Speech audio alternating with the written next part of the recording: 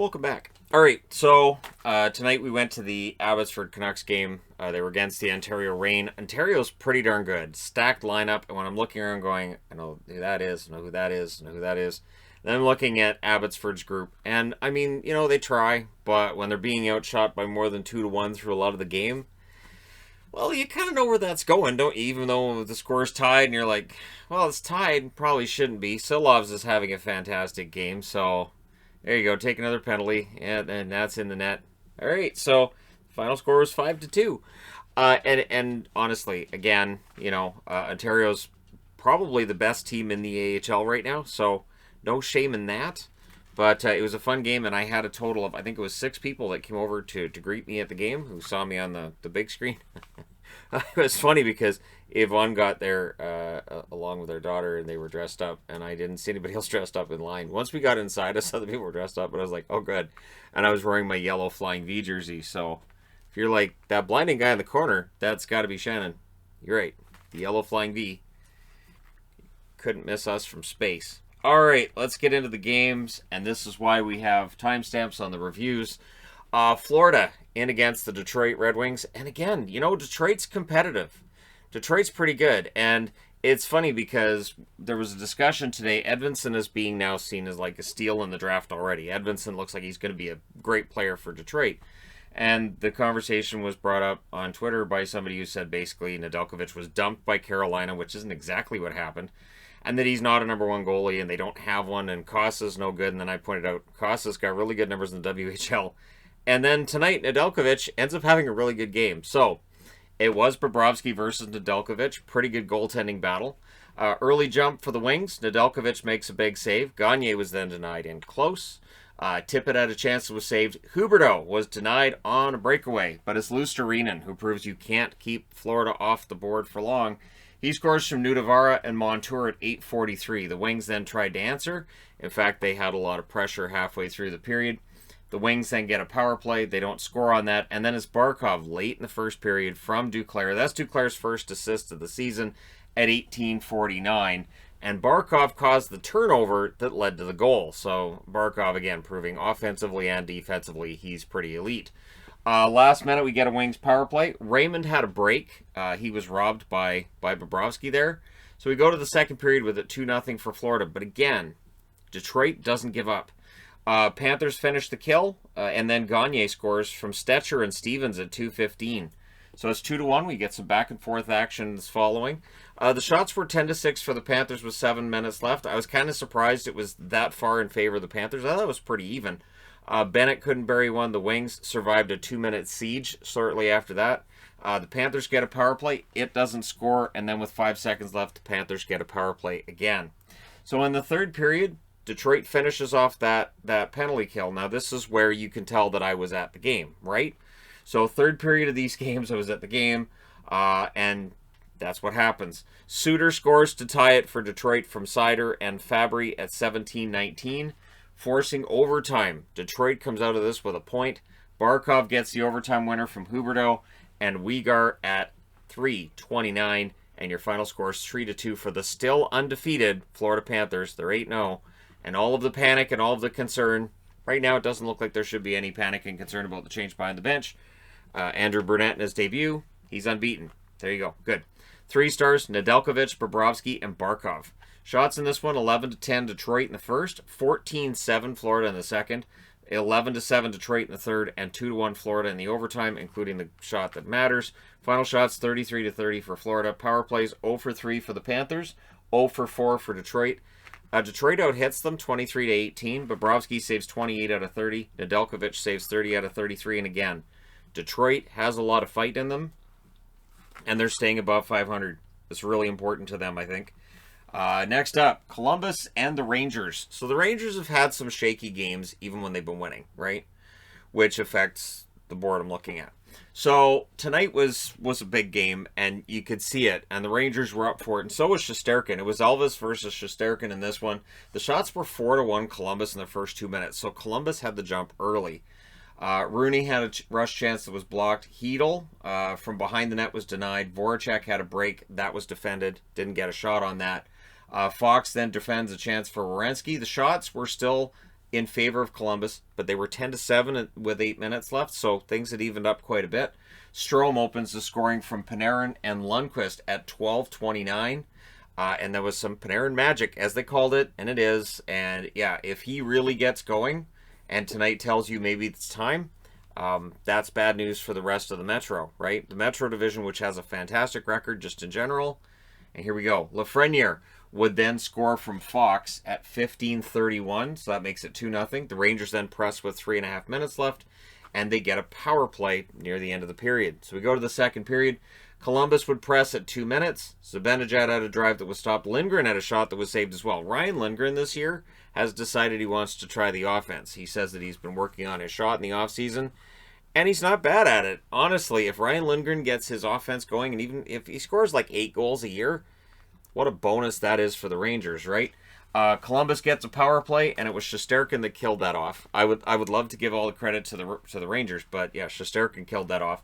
Hedl then tips one wide. The New York Rangers pressed after that. The Rangers were playing well with the lead, up 2-0 at this point. Pressed by the Rangers again with 3 minutes left, and then in the last minute they get a power play. So we go to the third period.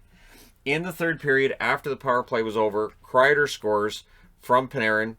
Nope, that had to be a power play goal. I'm looking at this board right here. That had to have been a power play goal at 1:19, so that must have been just before it was over, because that power play was in the last minute. And then at 11:23, Kreider scores again on the power play from Fox and Panarin. So Panarin with 3 helpers tonight. I've been waiting for him to break out. This is the game where it happens. They win 4-0. Columbus drops to 4-3. The Rangers go to 5-2-1. Your 3 stars are Shesterkin, Fox, and Kreider. Shots in this one: 13-12 Rangers in the first, 14-7 Rangers in the second, 12-10 Columbus in the third. The final shots 37-31 for the Rangers. Power plays 0 for 3 for Columbus, 2 for 3 for the Rangers. The hits were 26-11 in favor of the New York Rangers. Merzlikins saves 33 out of 37 at one end. Shesterkin saves all 31 shots at the other.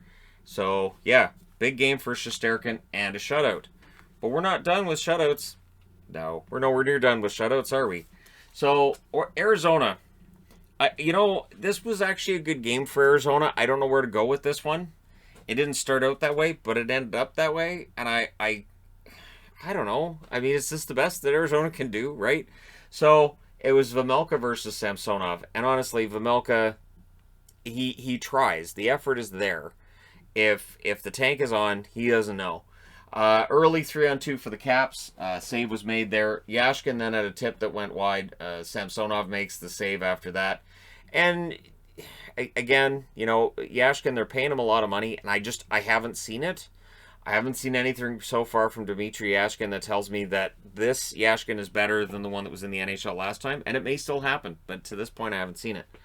Coyotes get a power play. It quickly becomes a 4-on-4. No shots for the Coyotes at 8.5 minutes. None. Feels familiar. Mantha had a net drive. That was denied. The Caps get a power play. Carlson had a shot that was saved. Vejmelka very good in that first period. First Coyote shot was at 16:54, and it's Lawson Krause. He also may be one of the Arizona players that's not aware there's a tank going on. But it's scoreless after one. Second period, Caps get a power play. It is unsuccessful. Shots were 4-1 for Washington at 6.5 minutes. Krause had a shot that was caught by Samsonov. Power play for the Coyotes. It manages one shot. So there's shots here and there happening, just not in anywhere near the amount that you need if you're going to win a game. Ovi misses the net wide. And I felt like the Coyotes at this point might steal this one because Washington hadn't scored yet either, and Vejmelka looked very good. Sherry misses one wide after a power play that was unsuccessful for Washington. Washington gets another power play. It is killed off. Good chance for Ovi. It manages 4 shots. No goals. We go to the third period. Eventually, the power play is going to score. They had a lot of power plays. You can't do that with Washington. So it's Carlson on the power play from Kuznetsov and Ovechkin at 12:02. So the only question left is Ovechkin going to stay at above a goal per game? Well, of course he is. He gets the empty netter from Kuznetsov and Carlson at 19:39. So these 3 guys all get 2 points on the night. Washington wins at 2-0. It's not the prettiest win, but it's a win. They go to 5-0-3, and Arizona drops to 0-7-1. They're single-handedly sinking the Central Division's overall record when you look at the records of all the divisions. That 0-7-1 is ugly. Three stars, Samsonov, Carlson, and Vejmelka. So Vejmelka gets in there because he was great. Shots were 14-4 in favor of Washington in the first, and then they were 9-6 in both the second and third in favor of the Capitals. Final shots 32-16 for Washington. Power plays 0-3 for Arizona, 1-6 for Washington. The hits were 19-16 in favor of the Coyotes. Vejmelka saves 30 out of 31. Samsonov saves all 16 shots that he faced. Not his busiest night, but he stays sharp for the opportunities that come at him. And for Arizona, it just... Are they on the clock already? Like, they've got to be close, right? Next up, Chicago and Carolina. I saw everything that was important in this, it looks like. I saw a lot. And I was like, man, I could fill this board during the first two periods before I go to the Abbotsford game. So it was Lankinen versus Ranta. And so the question of, is Chicago's defense bad or has it been Fleury? I think it's answered tonight. Although you could also counter with, well, yeah, but that's Carolina, I guess. But Chicago's numbers don't get a lot better coming at it tonight. So the Canes get the early chances. Slavin fires one wide. But it's Hagel that opens the scoring for Chicago from Taves and Gustafsson at 6:12. Kubalik then fires one high. And then DeAngelo gets a goal from Trocheck at 7:10. I have to say, Tony DeAngelo, I know he's a controversial figure, and there's a lot of people that don't like him. In Carolina so far, they've got his play back. He is back to being the player he was a couple seasons back with the Rangers. Not the one last year that, of course, only played a few games, and then he was out of the Rangers lineup, and everything all went bad. This is back to being the Tony DeAngelo, who looks like a really good offensive defenseman, and it just works with Carolina. If he can have a whole season where there's nothing nasty attached to his name at all and nothing that makes everybody mad, Carolina deserves a lot of credit for what they've done to both rehabilitate Freddie Anderson's game, and DeAngelo's looked really good so far. Hawks get a power play, they score on it, and it's Gaudette scoring in this one from Kurashev and Gustafsson at 10:21. Believe that's Kurashev's first point of the season. Gaudette's first goal as well. Canes then get a power play. Teravainen had a blast. Good power play. The blast was saved. And, Svechnikov fired one high, and that's killed off. We would get a lot of power plays in this game. Stahl would score from Bear and Slavin at 13:09. And then 17 seconds later, Derek Stepan with his first as a Cane from Jesper Fast. And that made it 3-2. And it's just, this is the thing with the Hawks, is those quick back-to-back goals, them not being ready, and just teams pounce on that, right? Hawks get a power play. It doesn't work. Things get scrappy with 2:11 left. Obviously fires up Carolina more than anything because Kotkaniemi gets a goal on a 2-on-1. Aho with the perfect pass. Cole gets a secondary assist. That happens at 18:40. Kotkaniemi now has 2 goals on the season.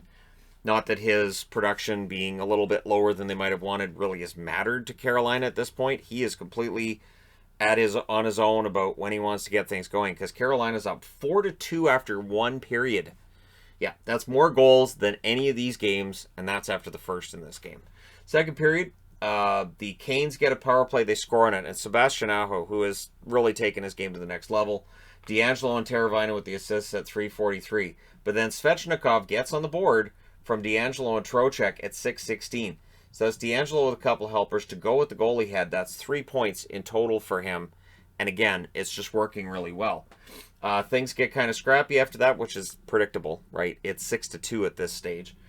Canes were throwing everything at the net as well. Just like, all right, so Lankinen's, we're just going to throw everything at him. We've already got 6 goals. The Hawks get a power play. Kurashev misses one high. That's killed off. The Hawks get another power play. It also is not successful.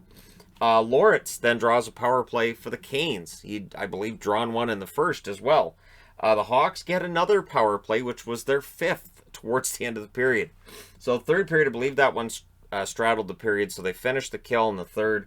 But then a 6th power play shows up, and at 8 minutes and 8 seconds, DeBrincat gets the power play marker for Chicago from Jones and Kubalik. That makes it 6-3, and that is your final score. 7-0 now is the record for Carolina. Fantastic record for them. Now they and Florida combined 15 wins, no losses. Yeah, 10% of the season is done for Florida. They're unbeaten. Almost 10% of the season is done for Carolina. They're unbeaten. Yeah. Chicago drops to 0-6-2. So if you were going, well, Chicago's got to get a win somewhere. Not here.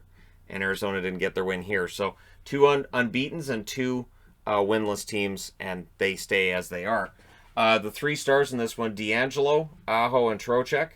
Your shots, 18-10 Carolina in the first, 12-10 Chicago in the second. It settles down in the third. The shots were 7-4 Carolina. I want to say, too, it seems like these games settled down or were kind of settled when I left, and I appreciate that, kind of. I mean, kind of, because this one tied up, goes to overtime. This one just, they piled on. And this one, Washington had to win that, right? So the power plays 2 for 8 for Chicago. 8. Carolina 1 for 3. How many times did the fans chant, "Ref, you suck" in that one? It was probably a lot. I had that moment tonight where I didn't chant that, but I was kind of like, wait, what? A couple of times in the game I watched tonight live. The hits were 35-19 for Chicago. Lankinen saves 29 out of 35. That's going to really hurt his save percentage and his goals against. But being behind that Chicago defense will do that. And Ronta saves 23 out of 26. Antti Ronta makes the save. That being said, I need to change boards. I'm going to say this again. Anaheim's fun to watch. Anaheim's fun to watch. And in this game, they had no business getting anything out of it from what I saw. And then, and not only that, but halfway through the third period, you could argue they didn't deserve anything, really. And then they did. So it was Gibson versus Leonard. Poor Gibson. Early Ducks chance goes wide. Vegas presses at 3 minutes. And then Riley Smith scores from Carlson and Martinez at 3:30. 5 minutes into this, the shots are 8-0 Vegas. Yeah, this was a flat Ducks team, and I think that might be giving them a compliment on that. It was a bad start for them. Krebs nearly makes it 2-0. It's all Vegas. Gibson under siege. The first Ducks shot was at 6.5 minutes, and it's one of those ones that really probably shouldn't count as a shot. It's definitely not a high danger chance. Smith was denied a second goal. Ducks were so flat to this point. Getzlaf gets the second shot for Anaheim. There were already 18 for Vegas at this point in the game. Yeah, 18-2. Comtois to steal, near miss there. And then in the last seconds, there was a press by the Ducks. But they set a record for this season by allowing 21 shots in the first period. Not a great start, but they're only down 1-0. Second period, that changes. Haig scores from Marchessault and Pietrangelo at 3:52. That lead holds until 15:49 when Zegras gets on the board from Milano and Henrique. He has started to put up points. This could be fun for fans of the Ducks. So it's 2-1 after 2 periods. Third period, honestly, Vegas looks like they're going to run away with it. First, it's Stevenson from Marchessault and Haig at 2:45. And then it's Carrier from Stevenson at 5:56. Holman cleared, 4-1. Not so much. Troy Terry scores from Grew and Getzlaf at 11:18. Believe that's Grew's first point. Lundestrom scores from Lindholm and Silverberg at 15:44. All of a sudden, this is close. Less than a minute later, it's not close. It's tied. Henrique from Shattenkirk and Zegras at 16:29. That is the 201st career goal for Henrique. So overtime settles nothing, and in the shootout, it's Dodonov with the winner. And so they eke out a shootout win in Vegas. They go to 4-4, but Anaheim is 2-4-3. So they've only won 2. But they're only 2 games below 500. So Anaheim's kind of this fascinating team right now in that they're managing to get points. It's not pretty. These games that are not pretty that they're getting points. Like that Buffalo game, there was nothing pretty about that. Not a lot that's pretty here about being down 4-1 and having to fight to get a point out of it. But it happened. Your 3 stars, because it's in Vegas and Vegas picks the stars, are all Vegas Golden Knights. Haig, Stevenson, Dodonov. Personally, I would have thrown the 3rd star probably at Gibson, just because he's the only reason that this wasn't 8-0 in the first. So your shots were 21-8 in favor of Vegas in the first, 12 apiece in the second, 14-6 Anaheim in the third. So they did turn it on, and then in the overtime 4-3 for Anaheim. So they did try to win it. Final shots 42-38 for Vegas. Power plays 0 for 3 for Anaheim.